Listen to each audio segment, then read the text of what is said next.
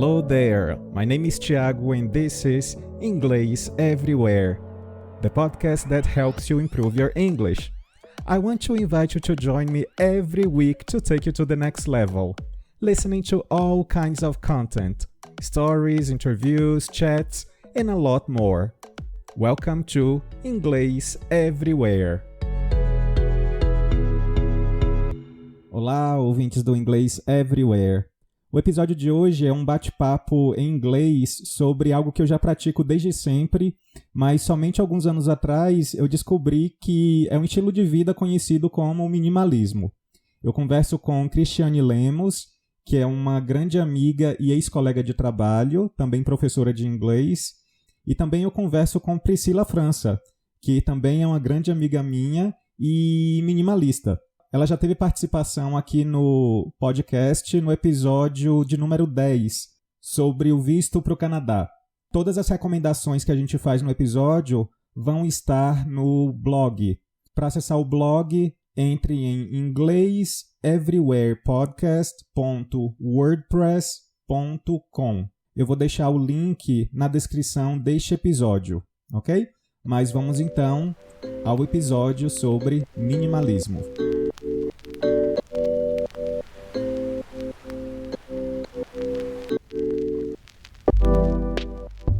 So today I have two special guest friends to talk about minimalism, Priscilla and Chris, who have been my close friends for ages, and we share the same views on the topic.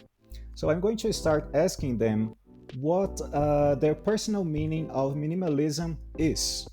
So maybe Priscilla, could you start? For me, it has to do with spending less, spending less money, for example, or spending more on what you think it's important, whether it is money or time or your energy.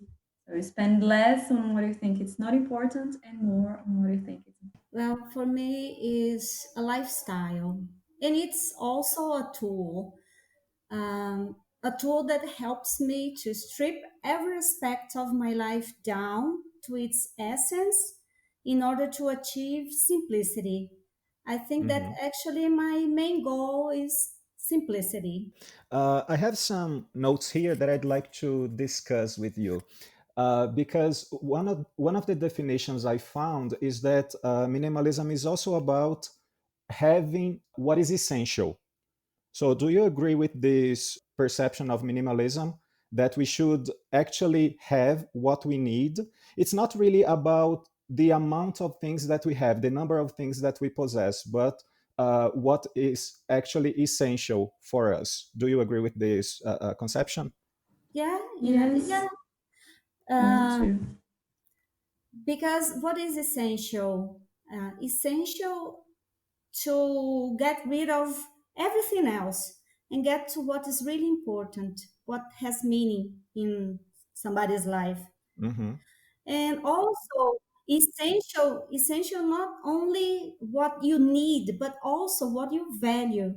So it's Mm-hmm. something that you really love, that you have some kind of attachment to. Yeah. You don't have to just rip it off of your life, you know? But you had to carefully think about it because you, of course, it varies from person to person, but then you cannot think everything is essential, you know? Like, oh my God, I have, I don't know, 5 TVs at home and they're all essential to me. If Yeah. you live by yourself, I Uh-huh. live by myself. So if I had, I don't know, maybe TVs are very important to me, but you have to really think about what essential is, the definition of essential in your life. Uh-huh. You know? Yeah. Totally Otherwise, agree. everything will be essential and then it will kind of lose its meaning. Yeah. Because there are, for example, lots of people who have dozens of pairs of shoes, and they may say, "Oh, this is essential," but actually, we Mhm. know that having 100 pairs of shoes is not essential for anyone. Right? Exactly. Okay. So for me, minimalism is pretty much about being conscious about my choices and therefore making smart choices. Yeah. it's not really about how much money I spend on something, but making the best choice for that thing that is essential for me. Mm-hmm. You know what I mean? Yeah. Yeah, Yeah. I found one of the definitions of the guys from the documentary. Uh-huh. We're gonna talk about it later, but the definition they give on their website is minimalism is a tool to rid yourself of life's excess in favor of focusing on what's important. So Mm-hmm. you can find happiness, fulfillment, and freedom. So it has to do with getting rid of the excess. Excess. I think Chris mentioned something about it. Yeah, the point is living intentionally. It's all about intention. You do not know really what your purpose in life is till you silent and stop and think about it. So um, it's it's the end. In the end of a reflection time, then you can get what it's really essential to you to make Mm-hmm. your life better, right? Yeah. Can you maybe tell us a little bit of what you consider essential and maybe some things that are non-essential for you? Can you give us some practical examples? Let's see. For me, time is essential for me to have time to be with my son, to read, to Mhm. do things I really like. And in order to have time, I have to cut some things off my list Mm. of to dos during the day, for example. Mhm. And if I can simplify my schedule, then I'll have what something that is essential for me, which is time. And also, people associate a lot money with uh, losing time, because actually, what you sell is your time, right? Yeah. So if I think that way, I will work less. I'll have less money, but I'll be working less. Sometimes it's possible to do this equation, but sometimes it's not. Mhm. I know people that are working a lot. They are tied to routine of a 40-hour week work, and they do not really have this option of minimizing the time they really spend at work. But Mhm. I think time is essential for me. Great, great, great answer. What about you, Priscilla? What can I say after that, guys? I know she made it difficult, huh? But thinking about things other than time, but things, what I say, um, if I could cut those things from my life, of course, I thought of clothes, but of course, I cannot really Mhm. eliminate clothes. I'm not gonna walk around naked. But thinking of what I think it's important for me to consume, Mhm. I would invest my money, that's time also, on would be traveling, because I Mhm. really love traveling, and books. And I don't care much about clothes, for example. So the time I spend working to get money, I will use this money to buy. If I had to choose to buy books and traveling experiences, then clothes, for example, or things to decorate my house. I'm not really Uh-huh. into those kind of things. Yeah. So we can see that what is essential is really personal, right? It varies from person to person. So we cannot have one single definition of what minimalism is, of what essentialism, if we can call it this way, is, because it depends on the things that bring happiness to Yeah, Yes. our lives. yeah. Yeah. That's one thing that I like about it, because it's totally tailored. You have to know yourself and know what is Mm-hmm. essential to you, what is it that you want to achieve by applying this tool that is minimalism, Mm-hmm. you know? Mm-hmm. And it's connected, of course, with what you said, with self knowledge. The more you know yourself, the more you know what is essential to you, and what you're gonna spend your energy or your time on. Because Yeah. in the end, at the beginning, Chris talked about time, and in the end, time is the only thing that we know we cannot buy, we cannot, and it's totally, it's finite.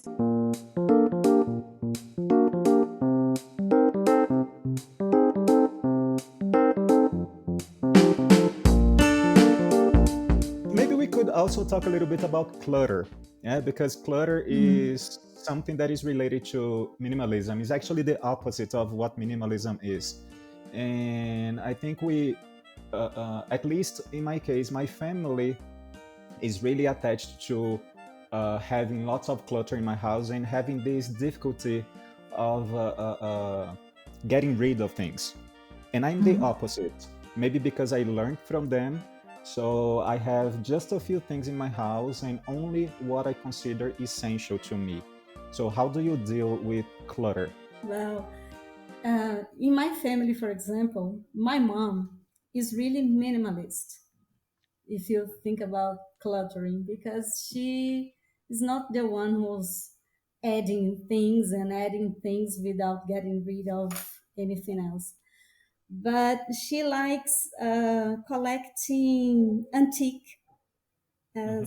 So that's the only thing that she has. And at this point, I think that she has lots of antique in the house. It's not really minimalist, but with her personal belongings, yeah, she's really minimalist. But my father, oh my God, my father is a collector. Is a collector, and I sensed early that I tended to be like him. I Mhm. tended to collect things. So my journey into simple living in minimalism started by deciding on those things, like not to collect. Why am I collecting things? Oh my Mhm. God, there is no, it doesn't make sense, you know. So it was a process of getting to know yourself Yeah, yeah, better. we have Yeah. to. But Okay. clutter is something that is we all. It seems that it's impossible to get rid of them, right? From time to time, we have to go over our belongings and Yeah. see where Yeah. they are. Yeah. That's true. Yeah. Yeah. I try at least twice a year to take a look at my house, for example, and take a look on the closet and see what is here that I haven't worn for a while, and what, what I can donate or get rid of depending on the state of the object. Yeah. Um, Oh, go but ahead. I'm definitely, we were talking about family, I'm definitely the most minimalist person in my family. My mother loves decorating and things, to buy things for the house. So I used to make fun of her, saying that she needed to buy more houses to put the things she was buying, because if it was up to her, she would change everything all the time. Um, Mhm. I'm not really into. I am the opposite. I would keep the same things forever. Maybe we are two extremes. Um, but I think, yes, it's important to unclutter from time to time. And also, Liz was saying about uh, knowing yourself better. Mhm. And it's also an exercise to stop and think, why am I buying so much of this or so much of that? What am I consuming so much? Even it can be even not buying something, but consuming in terms of spending 2 hours of your day online on social media, for example. Yeah. Uh-huh. Why? What am I trying to? What hole am I trying to fill I think the here? big question may be like, is it adding some any value to me, to my life, right? Yeah, that's Mhm. Uh, the question. Or it's just like a tool to hide something, something else. mhm, mhm. Yeah. Okay. So now that we have some definitions, some personal definitions of what minimalism is, I'd like you to tell me when exactly you found out that you were a minimalist. So at what time in your life did you become a minimalist? Was there any specific time? For me, no, not really. But I remember Chris talking about voluntary simplicity, something like this, Chris, Yeah. that you Um, mentioned when we were working together. So at that time, I think it opened my eyes to the theme.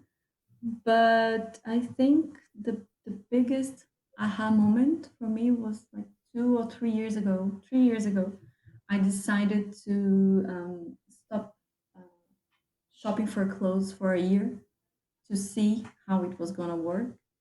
And in the end, I didn't succeed 100%. I bought, but it was not something very, I didn't want it to be something very rigid. But in the end, I bought, I think, two t shirts, a dress, and a pair of pants. And it felt so good.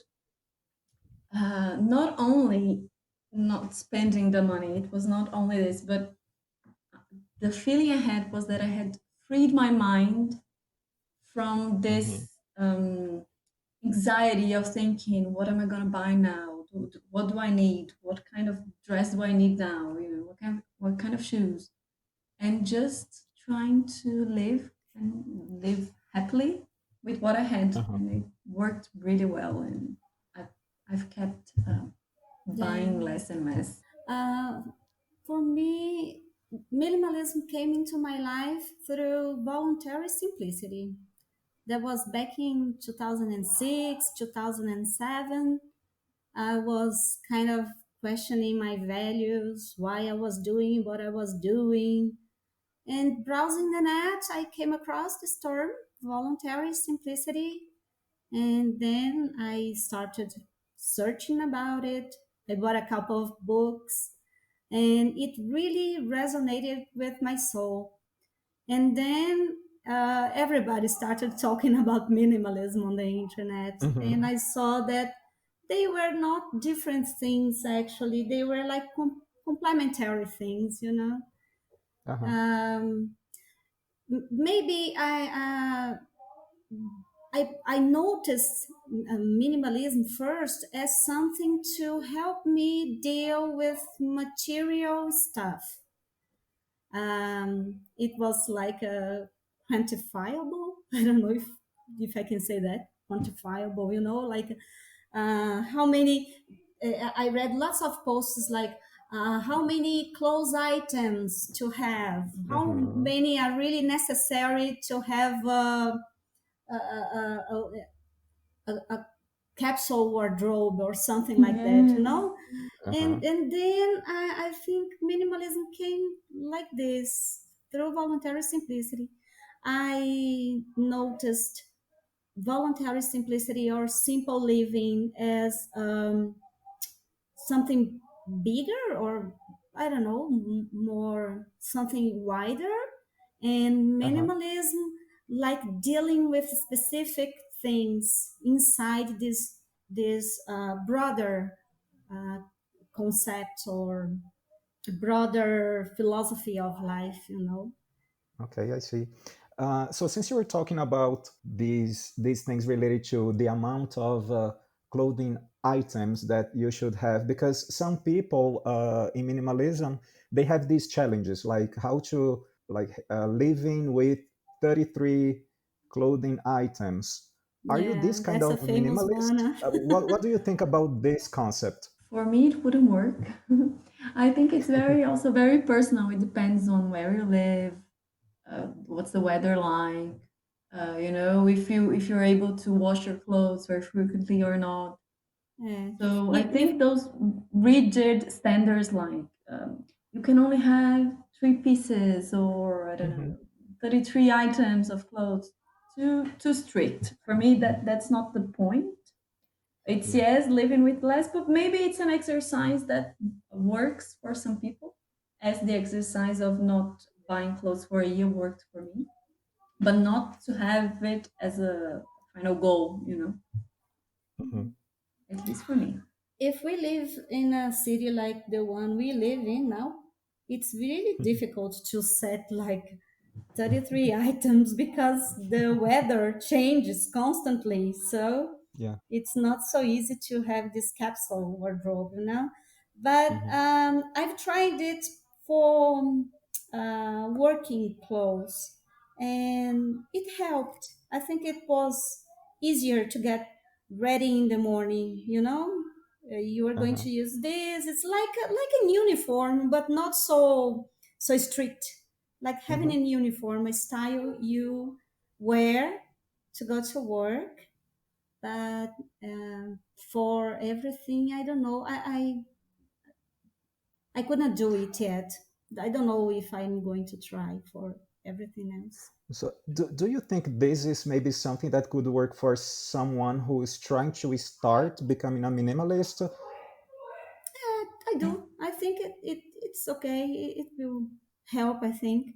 At least it will help the person see what kind of clothes uh, he or she really wears every day or feels Hmm. comfortable wearing, you know. Again, we come Okay. back to the self knowledge thing. Know Uh-huh. what fits okay, what suits you, the ones that you really feel comfortable wearing, and then maybe it will happen naturally. You will end up donating the rest. Yeah. Yes, because sometimes you have so many things, so many items that there are some that you don't even remember you have, or you end Mhm. up not Yeah, wearing that much. it's just So, cluttering in your wardrobe. yeah. Yeah. Yeah. Exactly. So, answering the question that I asked earlier, I think I've always been a minimalist, to tell you the truth. Maybe Yeah. because maybe it's because of the example that I had in my house. Like my father, just like your father, Chris, he was a big collector of things that he always thought that one day he would maybe need it to use. Yeah, he might need Uh, it. Yeah. yeah. So I grew up the opposite way, and then I came across the term when we worked together too, and that made a lot of sense to me. And that's when I started reading a little bit and watching documentaries, and that was this, like Priscilla said, the aha moment. And then Uh-huh. it made a lot more sense. And then it was not only about things, as you mentioned before, but about other aspects of my life. It was Yeah. not me, it was Oprah. Oh, Oprah. Okay. Yes. The aha moment. Yeah. Okay. Okay. So, how do you relate money and minimalism? Is there any relation? Yeah, I think the main one is the one that Chris mentioned earlier, that it has to do with time as well. Hmm. So the wiser you spend your money, the wiser you'll be spending your time. Yeah. And by the way, being wise about using the money is not really buying the cheapest thing, right? Because many people don't really understand this, and they end up buying the cheapest thing, and they think they are doing a great deal, but actually they end up having to buy the same thing over and over again because of the quality of the product they are buying, Yeah. right? Yes, Which or is thinking that if you're minimalist, you cannot have nice things. You cannot buy nice or expensive things. And it's not about the price of the item, but the relation price quality, and also how much you're spending on a category of items, let's say. this Hmm. is a misconception, no? Because if you buy the cheapest thing and it is not good in quality, actually you are buying junky, Yeah. and this is not going to be useful for you or for the environment, because as you Hmm. said, the person will have to buy it again and again, and the other things, the ones that the person bought previously, is going to become trash, and Yeah. this is no good at all. So again, is to use your money wisely. You are Hmm. going to buy what you're going to really use, what you are going to have for more time with you, and what is significant, no? What's meaningful. So in the case of this question about money, yes, you save because you are not going to buy Yeah. quantities, but you Yes. don't have to go cheap and buy Mm-hmm. the cheapest thing.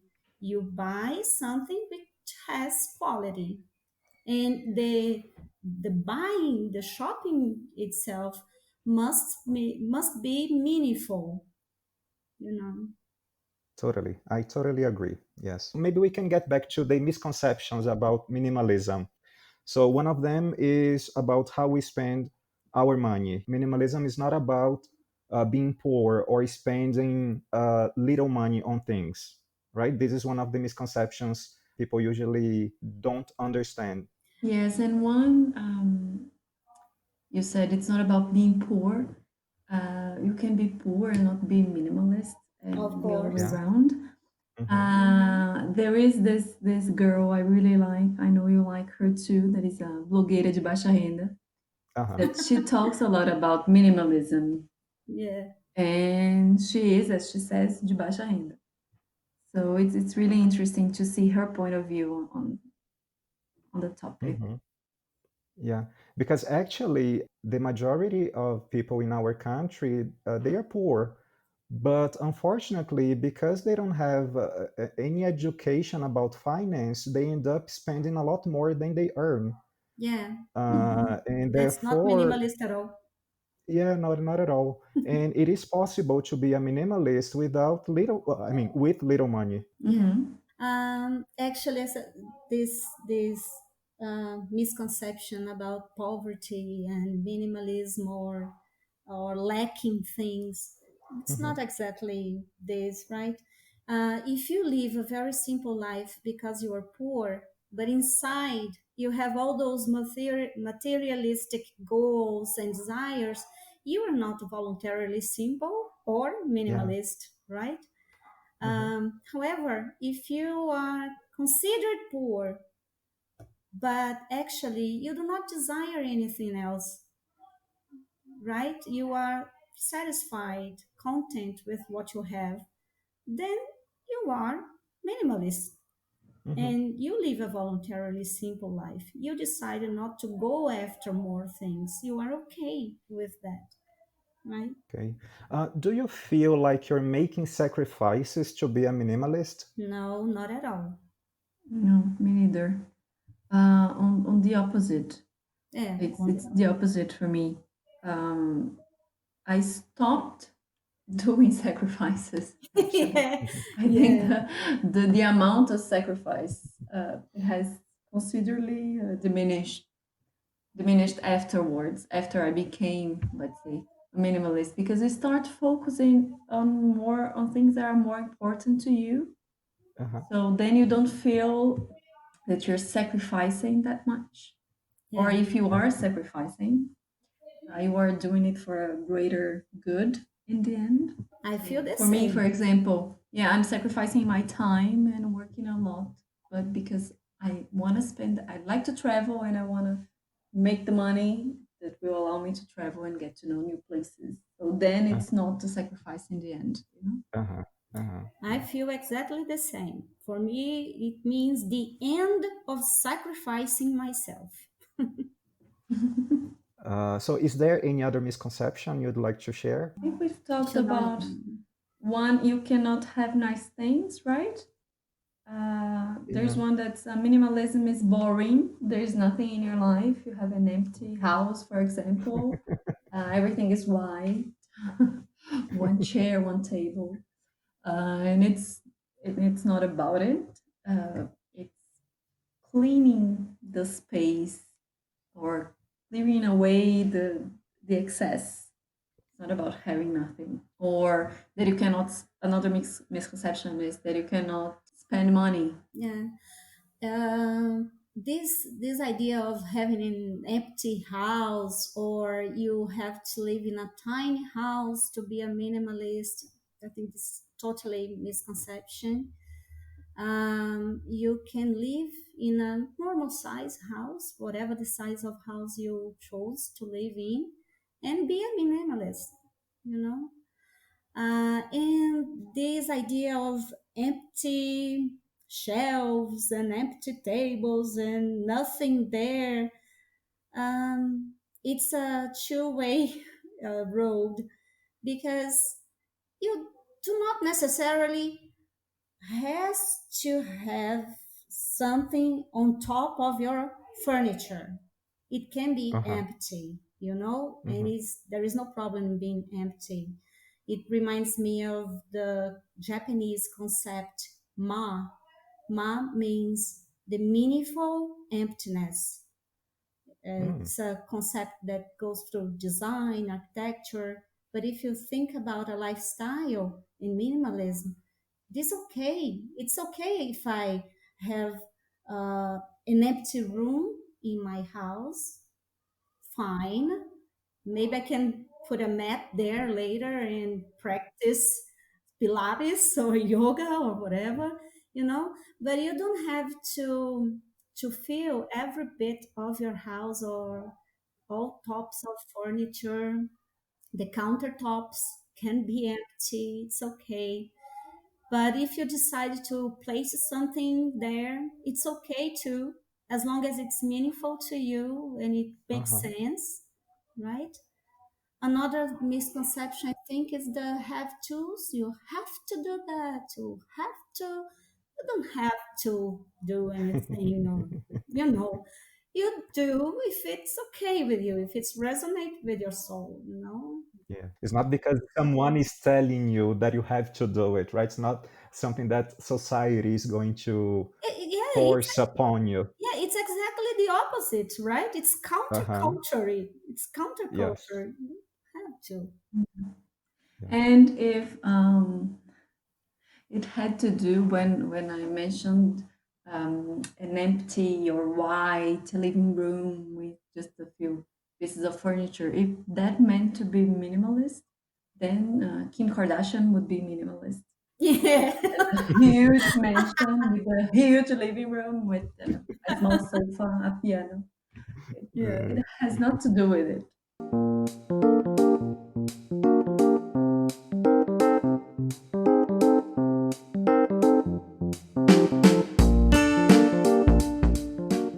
if someone is considering becoming a minimalist, what kind of advice, what kind of tip would you give them? I think opening your closet and cabinets and take a look inside and see how many, for example, how many repeated items do you have? Do you Mhm. really need, I don't know, 10 cups or 10 pairs of jeans? Or, see how many repeated items you have Uh-huh. and think about if you really need them and how you could um, reduce the amount of items and see if it's okay for you to live with a bit less and then practice this exercise, the one about the uniform, not uniform, the clothes to go to work that Chris mentioned before is also good. Yeah. I think it's Chris is right here. You should go first through your personal possessions and try to Mhm. identify patterns like, oh, I have loads of tennis shoes, pairs of tennis shoes. Why? And try to notice in which areas you are really cluttering your life. You know. For me, for example, it was hobbies. I am a person with lots of hobbies and interests, and I was trying to do everything, and that was not sustainable, you know. So I had to go through my interests and hobbies, and first start there. I started there, you know, trying to get rid of things that I did for some time, but then I was not really doing it anymore. But I kept all the things because, I could just wake up one day and feel like painting or something like that, you know? And then I Mhm. had to go through my hobbies and interests. And then I went to my closet and had a good look at it. And I saw in the documentary, what's the name of the documentary? Minimalist? The Minimalists? Minimalism, a documentary about important things. Yes, the documentary Minimalism. And I think it was the guy with the longer hair. What's his name? He's Uh, Nicodemus or Joshua Milburn? I think it's Ryan, right? Ryan Ryan, Nicodemus. yes, Ryan, He, Ryan. he said that the only way he could really tackle his house and do something about it was packing everything as if he was going to move out. Uh-huh. And I found that tip really interesting. So I tried it, and it was really, my goodness, I know how many things I would have to leave behind if I was really moving out, you know. So It was a good exercise for me as yeah, well, but in my case, I really had to move. I was moving. I was moving out all by myself. Uh, all by myself at a city where I knew no one by bus, and I was carrying so much, so many bags and everything. Why? And how? How am I going to do this? I need to get rid of some stuff. And it was a good exercise. Another good exercise is before buying something that you're probably gonna use once. For example, I don't know, you're gonna start painting and you need some brushes. Maybe it's better. You don't know if you're gonna continue doing it. Just ask someone, ask a friend to lend you the object, and then you don't need to buy this object that you're probably not going to use again, and you're just gonna put it somewhere in your house. Just Mhm. trying to lend things instead of buying them if you're not gonna use them for a long period of time. yeah, good. Another thing is to sleep over it, sleep over something. Like I saw a course in the internet and I think it's really interesting and I should do it. But then I have to consider the money I'm going to spend on that and the time I'll have to be in front of my computer to actually do it. And then is it really worth buying, or be would it be better if I get another way to get it, the knowledge, something with more manageable hours or something. So I sleep over it. Let it there and postpone the decision for the next day. The same thing with objects I want to buy. Sometimes browsing the net, we come across some items, technology or things like that, and we feel like buying. But then we, in my case, I try to always use this. Calm down, wait a little Uh-huh. bit, sleep over it. If tomorrow Yeah. we still need it, then, or you still want it very much, it's not only about need, it's about Yeah. wanting to, right? Then you buy. I've seen some posts on the internet, people recommending wait for a week or even Uh-huh. longer to see if you really Yes. need the to have the thing in your home, if it's something to have in your house, right? Just to complement what you said, I think it varies from person to person. Some people say like 48 hours, 10 days, a month. It depends, right? Especially because we know, It depends on the item as well, huh? Sometimes you yeah, have to yeah, wait longer to see. yes, yes. Sometimes you're just like in the mall and then you come across something that you really like, but it's not really necessary. And we have this impulse to walk into the store and buy it straight away, right? Mm-hmm. So the best thing is go back to the mall a week later, and maybe you're going to realize that you don't really need it, because we Yeah, know that today companies, businesses, social media, they spend loads of money on marketing, Yeah. Mhm. And the algorithms that social media use is like you see the things that you want, that you want, not that you need, all Yeah, the time as you're scrolling down the screen. yeah. Yeah, for me, this is this is fun because sometimes the kind of materials that I translate vary a lot. So I have to do some research online. Sometimes I don't know about a product, and then I search that, and I keep seeing the same picture of something I don't know, but I was just searching about it because I needed to know the meaning or how it looked like. And I keep seeing it. I was like, I understand it's marketing, but it's not gonna work for me, you know. Yeah.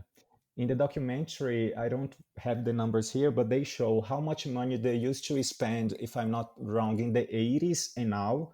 And the numbers are like huge. They have skyrocketed compared to now. And also the channels. Before Yeah. it was what, radio and TV, Yes, and yes, yes. now you have your own mini computer, smartphone in your hands. Mhm. So Exactly. the reach is also higher. You know? I like to have a list of the things that I need or I want to buy. I want to acquire, Hmm. and this list is there, and I am waiting for the opportunity, the best opportunity All to right. to buy it. You know, for example, pair of jeans. I used to have a really good pair of jeans, and it fits okay, it suits me perfectly, you know. But I gained weight and I lost it. I had to donate it, and now I have it in my list. Now I go on with my life. I go to the shopping mall, and anytime I see a pair of jeans that I think it might be the one, I go there, I try on. If it really fits okay, if it really is something that I want, then I buy it. But I don't just say, oh, I need a pair of jeans, and then I'm going shopping tomorrow to Hmm. buy it. Because I probably will end up with some pair of jeans that's not really the one, you Hmm. know?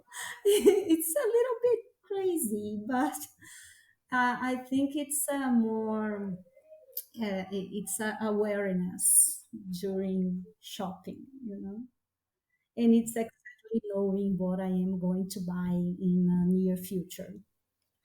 In terms of technology, are you the kind of girls that want to have the top-notch smartphone or laptop or whatever Not it at may be? all.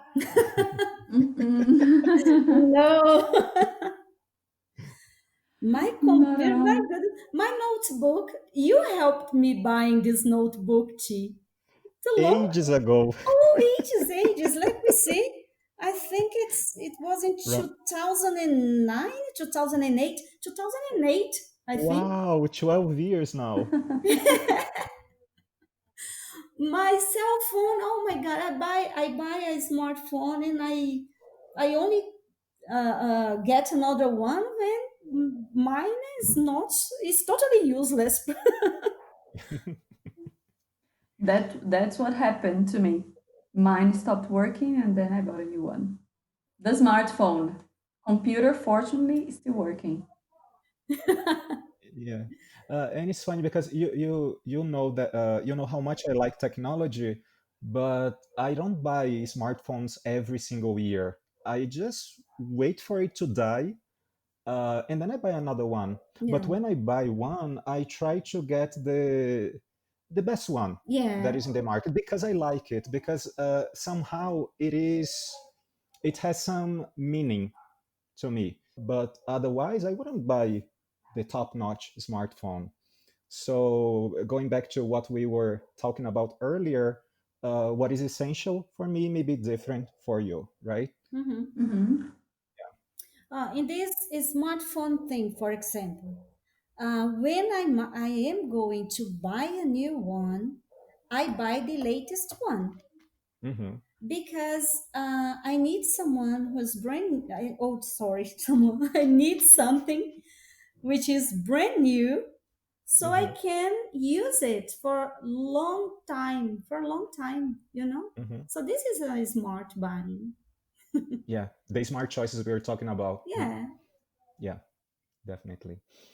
Okay, so I have just one more last question to ask you, which is about any recommendation that you would like to give in terms of blogs or books or documentaries, anything that you've seen, watched, or read that you liked and you think it's worth recommending for our audience. I talked about blogueira de baixa renda. I really like her. I Hmm. follow her on Yeah. Instagram, and she also has a YouTube channel.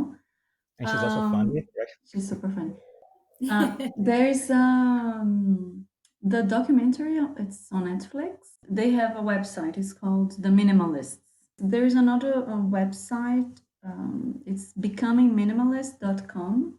Mm-hmm. Mm-hmm. It's written by Joshua Becker. It's very Yeah. interesting.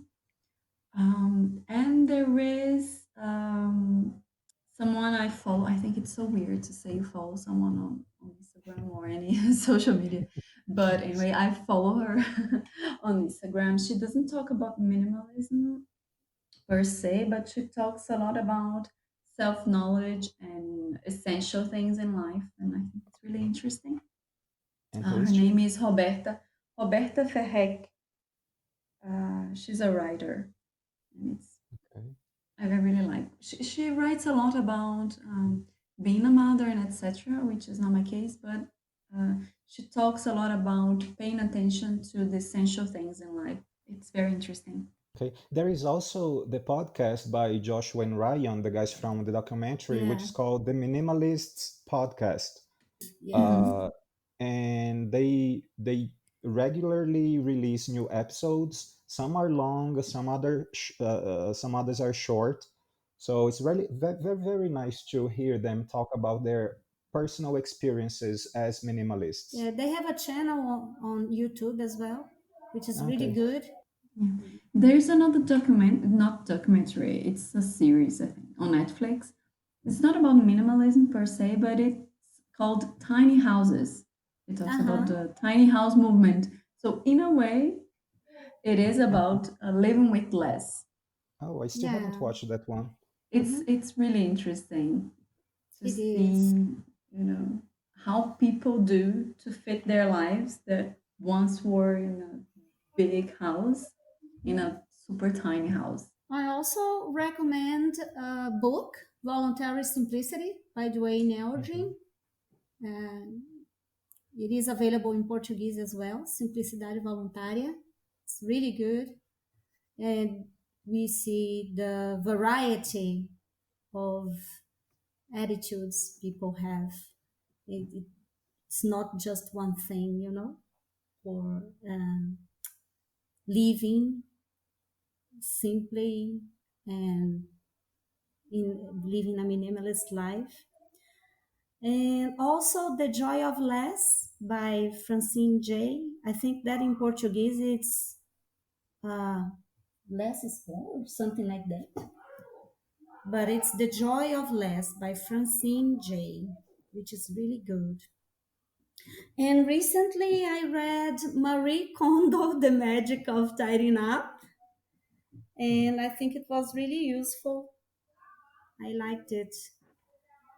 I also recommend the documentaries Zeitgeist. The first one was released in 2007. Wow, really great. I think everyone should watch it. And then they released the second one, and I think it's really worthwhile. And concerning sites and blogs, and I think that Zen Habits by Leo Hmm. Balbara is also good. I think he's the one who talks about having less and etc. because he has 6 kids or so. Yeah, six Wow. kids. Yeah, so like it doesn't really mean having less because he cannot have less kids. No. And that I started reading his site long time ago, And what really captivated me at that time was really his dynamics with so many children. I said, okay, if he can have so many children and live a minimalist life, then it's possible for everyone, right? Yeah.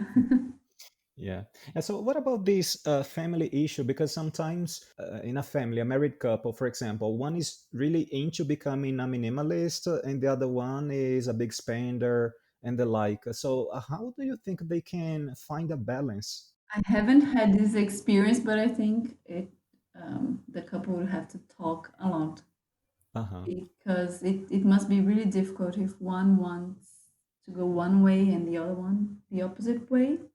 Uh, yeah, it's possible, but it would be very difficult, I think. Uh huh. I think I'll have to read about on the topic because for me itself it didn't work much, right? And but in the end, the relationship ended, so I don't have to deal with it anymore. So maybe ending the relationship is the Okay, no, no, solution. How guys, do you please deal with it? don't get me wrong. Relationships do not have to end because of that, and that was not the reason my relationship ended. Yeah, yeah, yeah. But I remember it was kind of hard because Uh huh. if you are going in one direction and the Mm-hmm. person who's closest to you is buying and spending money, it's kind of frustrating, you know. But of Mm-hmm. course, you cannot force in a style, a lifestyle on another person. You know, it must be a Uh huh. consensus.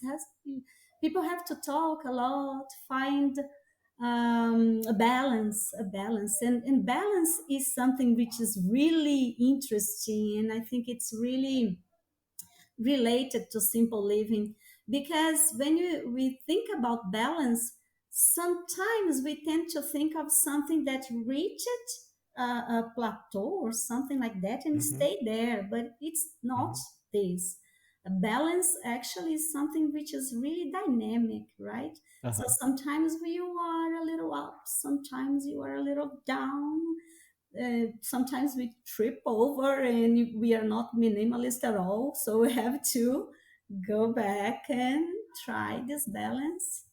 And balancing life is, I think, the ultimate goal that will Mm-hmm. simplify things and make us find contentment, right? Yeah, but as you said, perfect balance doesn't exist, right? So people don't No, have to be obsessed with the balance. yeah, the balance actually is dynamic. It's ups and down, Yeah, ups and yeah, down, ups and down, and keep perfect. moving. Mm-hmm, mm-hmm. That's the Okay. constant, Yeah, the movement. yes. Movement is the constant of life. If we stop, you die. Yeah. Yes, exactly. Yeah, yeah. Okay, so I think we can now end our episode. Thank you very much, girls. It was quite enriching, and I think this is the kind of thing we have to share, especially now during the pandemic. I think people are beginning to realize that lots of things are non-essential, and maybe when things get back to quotes normal, maybe people will start understanding the concept better, Yeah, right? Yeah, you're right. you're right. I am excited to see what is this new normal. I'm Mm-hmm. hopeful about it. Maybe we'll have more people living more meaningful lives, right? Yeah, yeah. And not living Hopefully. by default. Not living Yeah, by default. yeah, yeah. Hopefully. What we call the rat race. Yeah, maybe some Yes. people will be able to escape the rat race after these Yeah. pandemic times. Thank you so much for inviting me again. I'm the one to thank you. Bye bye. Bye. Bye. Thanks for listening. You can send me suggestions on Twitter, Instagram, or by voice message. Also, follow us on your favorite streaming platform to check out for the next episode. on ingleseverywherepodcast.wordpress.com, you can have some further information about our show episodes, including transcripts. See ya!